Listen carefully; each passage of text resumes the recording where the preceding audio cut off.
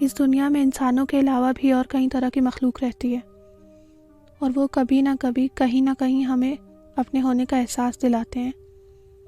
ہو سکتا ہے کہ آپ ابھی آدھی رات کو گھپ اندھیرے میں یہ کہانی سن رہے ہوں اور ابھی بھی کوئی نہ کوئی آپ کے ارد گرد موجود ہو۔ آج کی یہ کہانی بھی ان پراسرار کہانیوں میں سے ایک ہے۔ یہ کہانی ہے پاکستان کے ایک شہر کوئٹہ کی۔ کوئٹہ میں شدید سردی ہوتی ہے، جس کی وجہ سے لوگ رات دیر تک گھر سے باہر نہیں رہتے اور قریب 10-12 بجے تک سڑکیں ویران اور سنسان ہو جاتی ہیں۔ دسمبر کا مہینہ تھا اور رات کے 12 بجے تھے۔ اگلے دن میرے دوست کا پیپر تھا جس کے لیے اسے کوئی کتاب چاہیے تھی، تو اس نے مجھ سے کہا کہ تم وہ کتاب لے کر باہر آ جاؤ، میں تمہارے گھر آتا ہوں۔ ہمارا گھر ایک ہی گلی میں تھا، تو میں نے بولا ٹھیک ہے۔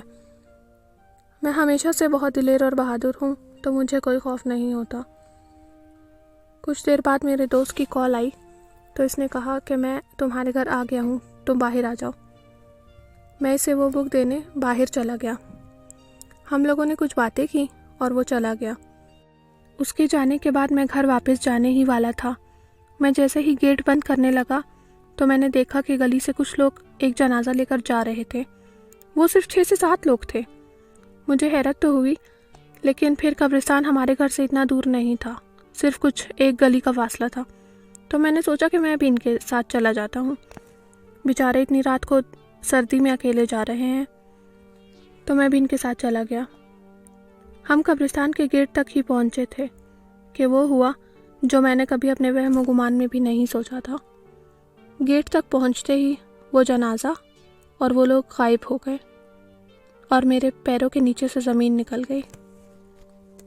میں بھاگنا چاہتا تھا، لیکن بھاگنے کی بھی ہمت نہیں ہو رہی تھی۔ گرتے پڑتے کسی طرح میں گھر واپس پہنچا اور سونے کی کوشش کرنے لگا۔ ڈرتے ڈرتے تقریباً 4 بجے میں سویا، اور اس واقعے کے بعد مجھے 2 دن تک بخار رہا۔